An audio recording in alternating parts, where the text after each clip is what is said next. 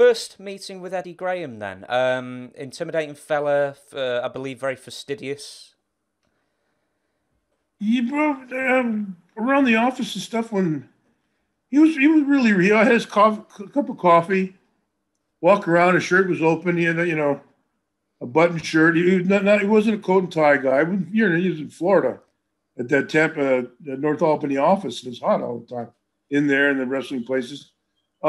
To the wrestling, maybe if you're breaking in down there, he might have been a hard guy to look at or something. But coming across and working for him, he was a nice guy. Seemed like a nice guy. Didn't get into his mind and into the depth until later on in the territory and later on in my career that really getting to know him. But as a young wrestler, as a young guy coming across, was he wasn't as Bill Watson was hands on at the time, so he wasn't as involved. Yet he was involved. I will bring up Bill Watts in a minute, but first I'll ask you. I mentioned fastidious before, but I've heard more than one story where if Eddie Graham was giving you a finish to a match, if it was a 10-minute match, it might be a several-minute finish, almost like an All Japan style layout, very, very specific. Did Eddie Graham ever sit you down and say, I want 3 drop kicks, I want 7, da-da-da-da, or anything like that? No, not so much that. It was just the thinking behind what you're going why you're doing what you're doing. The psychology of setting up what's coming eventually down the road. What might be happening. What the potential and and previewing it somewhere subliminally or hitting you over the head with it. That's going to happen. Yeah. So you mentioned Bill Watts. Who else was in the office at that point? It was just Eddie and Bill in '74. Louis Tillett, Louis and Bill. Yeah, Louis Tillett, Bill, at the time, the first time. Who was who was delegated which thing to do? Bill Watts. He was the head honcho. Yeah, and then he got the Oklahoma deal. Eddie was a sharp dude. He would bring in guys. Oh, the Johnny Valentine, Bill Watts, Buddy Rogers, on and on. Great names. The guys that competed with him. I noticed I was rubbing my nose all the time, trying not to.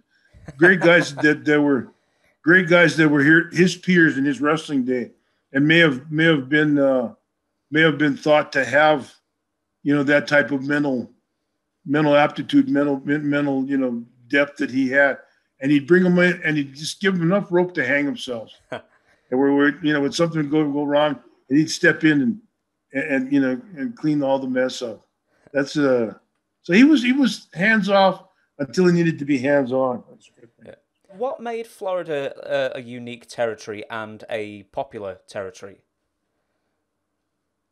Boy. Florida, just Florida. People love living there. The God, you have to call the police to get guys to leave the territory. People just they love that whole South. Guys like Buddy Colt and there's a tremendous foundation of wrestlers and workers there. Colt, Paul Jones. Naturally the Briscoes and Kearns later and guys like that, but Malenkos and Eddie, of course, Sammy Steamboat from Hawaii, all those kind of guys, Cyclone Negro, a lot of the real solid, the generation just ahead of mine that really had formed that area. And then Florida, Orlando, West Palm, Miami, Tampa, Orlando, they're, just even in those days before now, but even those days, they're just magnificent party cities. While you read your text, I'll ask the next question then. What was a typical loop week in Florida? Do you remember? Originally, it was Orlando Monday, Tampa Tuesday, Wednesday, Tampa TV, Wednesday morning till about 1:00, and then that night Miami. Wednesday night, Thursday Jacksonville, And Friday they had Fort Lauderdale or Tallahassee. They split the territory up there, or Spot Show.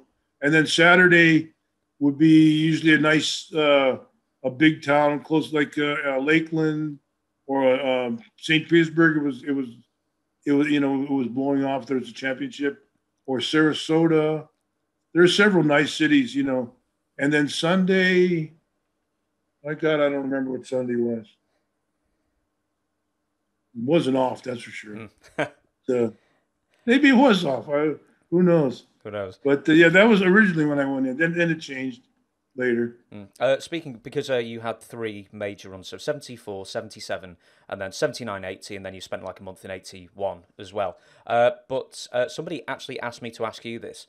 What were the differences in payoffs between 74 and 80? And I know you're in different places on the card, from mid-card to main event. But what would maybe a typical payoff be in 74 in a typical mid-sized arena compared to the later years? Gee. We'd get all our pays in a weekend. Pretty much you went by your weekly average. Your weekly gross as a wrestler. And you're depending on where your card, they kind of balance you out from preliminaries to middle in the card stuff, and then naturally, if you're on the top, you get bigger, bigger paydays. Well, I don't think the payoffs actually changed that much. It's just they adjusted with the ticket prices, of course, but and the times and stuff. But I don't believe that they really changed. I was my first time in was probably doing about 800 to 1,000 a week, maybe. I don't remember real well, but it seemed like that it seemed in that neighborhood. So you weren't getting rich, but you were getting tanned and experience and everything. Yeah. Well, that was good money in '74. It wasn't 1,000 a week wasn't a bad grill. 50, 75, 70 grand a year was a good year back in '74. Definitely, it's a good year this year. Yeah.